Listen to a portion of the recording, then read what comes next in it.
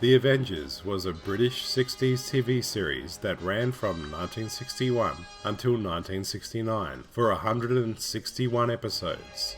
The series started as a gritty crime series, which slowly turned into a fantasy show, which was sophisticated, quirky, funny, and action-packed. Produced by ABC Television through the ITV network, The Avengers originally was going to be a star vehicle for actor Ian Hendry, after he starred in the series Police Surgeon. Producer Sidney Newman, who had helped create Doctor Who for the BBC in 1961, would help create The Avengers. The title, The Avengers, referred to the character Dr. David Kill, played by Hendry, who in the pilot episode recruits John Steed, played by Patrick McNee, to help him find his wife's murderer, who in return would partner with Steed to help solve various cases. The dynamic of Kill and Steed was much like the literary characters Sherlock Holmes and Watson. The only other regular in the first series was Carol Wilson, a nurse and receptionist played by Ingrid Havner, who would assist Kill and Steed in their various cases. Steed also had informants on the outside, aiding him with his investigations. The pilot episode, titled Hot Snow, premiered on the 7th of January 1961. The Avengers was shot on a very low budget. Due to this, there was very little location footage shot, so the episodes were shot predominantly on sound stages at the studio. The first series was cut short due to a production strike. During this time, Ian Hendry left the series to pursue an acting career in film. John Steed would become the show's central character. There were hints that Steed might work for British intelligence. This was expanded upon in the second series. Steed initially received orders from different superiors, including someone referred to as Charles and 110. The secret organisation which Steed belongs to is shown in the episode titled The Nutshell. Steed was paired up with new characters, the first being Dr. Martin King, a character played by John Rollison. Martin King was a thinly disguised recreation of the Kill character and only featured in 3 episodes. Rollison was replaced by actress Julie Stevens, who was cast as nightclub singer and spy Venus Smith. This role would showcase Stevens' musical abilities by performing various musical numbers each episode. Her role of Venus Smith was short-lived after appearing in just 6 episodes, and the character was dropped from the script. With the entry of a new character, Catherine Gale, played by Honor Blackman, the series really took shape. Blackman was without a doubt one of the first true kick-ass action girls on TV. The character of Catherine Gale was actually a repurposed version of Dr. David Kill from the Series 1 scripts. She was the most un-male person I know. She was totally feminine and extremely agile with the opposite sex, and a delightful woman. Scriptwriter Dennis Spooner explained, "There's the famous story of how Honor Blackman played Ian Hendry's part, which is why they stuck leather on her and such. It was so much cheaper than changing the lines." Spooner would base Catherine Gale on 2 real-life women, a daring photographer for Life magazine, Margaret Borg White, and anthropologist, Margaret Mead. Blackman was perfectly cast as Kathy Gale, who was a self-assured, sexy, quick-witted, and intelligent woman, who was athletic and skilled in judo, who was dressed in black leather clothes. Blackman even nicknamed her boots Kinky Boots, and funnily enough, even released a novelty song with MACNEE called Kinky Boots. There was a high level of sexual tension between Steed and Gale, but the writers were not allowed to go beyond innuendo and flirting. Steed was always making advances towards Kathy Gale, and she always repelled him, but I think, of course she liked him very much, otherwise she wouldn't have been involved with all the work they did. And I think she was quite amused, that he would keep trying. The relationship was usually depicted as tense and unpredictable. Gale preferred abiding by the rules and had her own standards in getting the job done, while Steed often achieved success of being more devious and unethical. A movie version of the series was planned after Season 3 was completed. The film would pair John Steed and Kathy Gale with a male and female duo of American agents to make the movie appeal to the American market. But before the project would gain any momentum, Honor Blackman was cast in the James Bond film Goldfinger in 1964 as Pussy Galore, which required her to leave the series. After Blackman left the series, the character of Emma Peel was created, with a number of actresses auditioning for the role. Diana Rigg actually auditioned for the role of Emma Peel without ever having seen the show. With the entry of Diana Rigg, the series became even more successful and popular. The writers wanted a character with man appeal. The character's name went from Samantha Peel to Mantha Peel to the shortened Emma Peel, which evolved into the name Emma Peel. She just was so exceptional, she lighted on us like a butterfly on a flower, you know. Well, Dame Diana Rigg, as she now is probably one of the best actresses in the world. She's played opposite almost all the top major actors. She's a very supreme actress and a perfectly darling person. Diana Rigg's screen test with MACNEE showed that the two immediately had a chemistry, which became the heart and soul of the series. This was truly the most iconic pairing in television history. Diana Rigg made her debut in the 4th season, on October of 1965, in the episode The Town of No Return. The character retained the strong action girl qualities of Catherine Gale. Peel possessed the superior fighting skills of karate. Her only weapon was a gold-plated, pearl-handled revolver. She was intelligent, witty, and had a great sense of fashion. Interesting to note that Rigg was in fact one of the first people to do kung fu on television. For the fight scenes, Series 4 and 5 stunt coordinator and fighter ranger Ray Austin insisted to the producers to use kung fu and said, "Listen, I want to do this thing called kung fu." They said, "Kung what?" and insisted that Emma Peel, like her predecessor, stick to judo. Instead, Austin would secretly teach Diana Rigg kung fu. As far as Patrick MACNEE went, he used his trusty umbrella as a weapon. Steed objected to using a gun because it reminded him of his years in the military.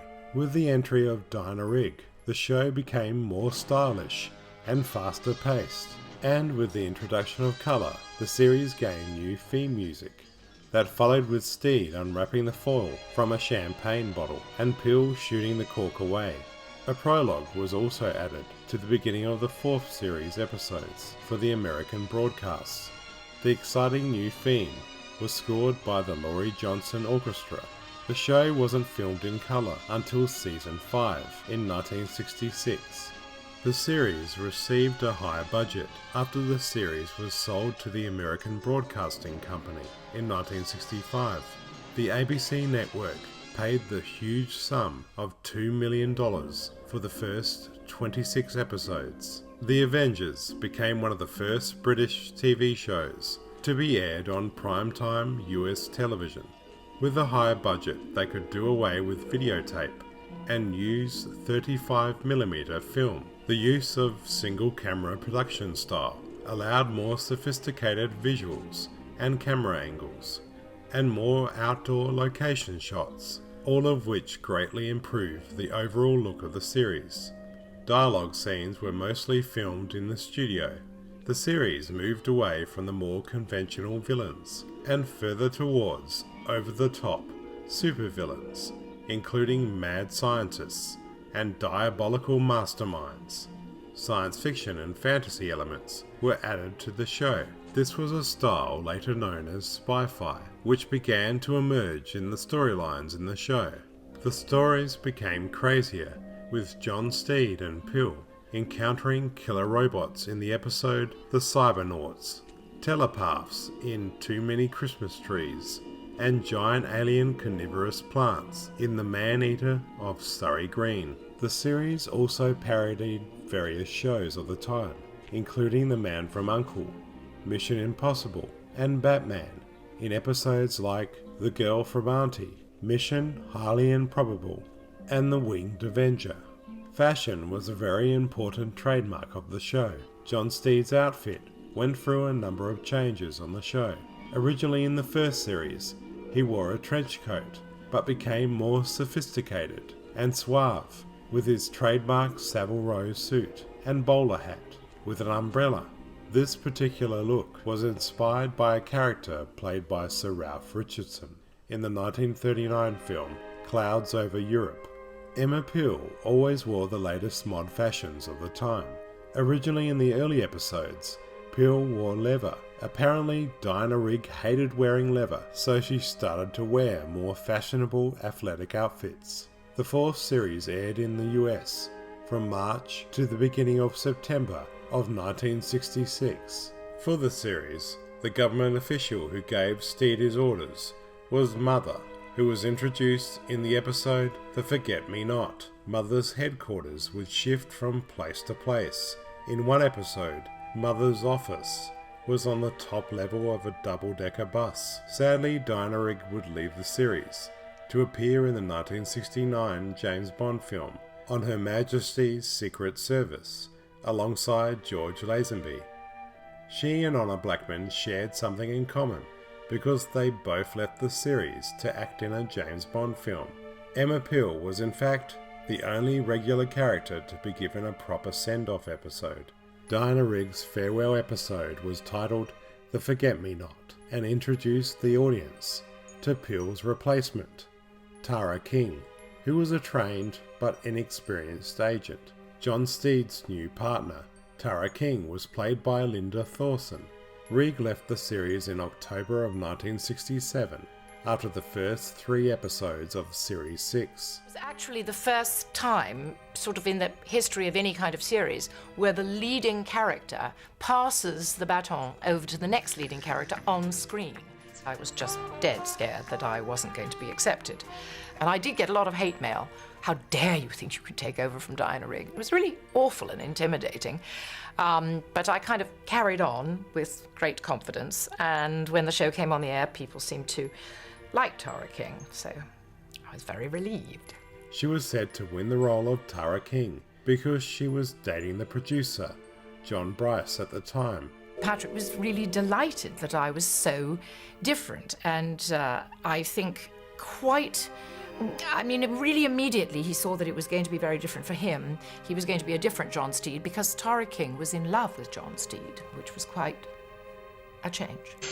And you never knew what their romantic relationship was. You never knew if she was making his tea because she just arrived in the morning or whether she'd been there all night. The Tara King period is regarded as being the most quirky and eccentric of the series, with some decidedly weirder episodes than the last 2 seasons. Series 6 was the last season of the series, mainly due to its stiff competition in the US, who chose to air The Avengers opposite the #1 show in the country at the time, Rowan and Martin's Laugh-In, which was a huge success. The show was cancelled in the US, and without any commercial backing, the production could not continue in the UK either. So the series ended in May of 1969. The final episode, Bizarre, aired on the 21st of April 1969 in the US, and in the UK on the 21st of May 1969. At the end of the final episode, Mother talks directly to the audience, promising that the Avengers would return. The series did return, but not until 1976. The result was the new series, titled The New Avengers. Patrick MacNee would reprise the role of Steed, but with 2 new partners, Mike Gambit, played by Gareth Hunt, and Purdy, played by Joanna Lumley. The show would air on ITV in the UK from 1976 to 1977. After the original Avengers series, there were stage adaptations and a radio series. During and after the run of the show, there were novels, annuals, and comic books. The Avengers was later made into a 1998 film, The Avengers, starring Ralph Fiennes, Sean Connery, and Uma Thurman as Emma Peel. The film tried to emulate the quirkiness and fun of the series, but failed in its delivery, and the film was a box office disaster. Today, The Avengers is still enjoyed and loved by everyone, It has become a part of popular culture and is truly an iconic show. The highlight for me was definitely the Emma Peel years, which was a partnership with John Steed that was truly memorable. The series was packed full of great fantasy and science fiction, while remaining quirky and truly unique throughout, and being one of the coolest and most groovy shows on television. My name's Jonathan. Thanks for watching. If you enjoy this video, please remember to subscribe if you haven't already. And if you like what you see on my channel and would like to support me on Patreon, click on the link below.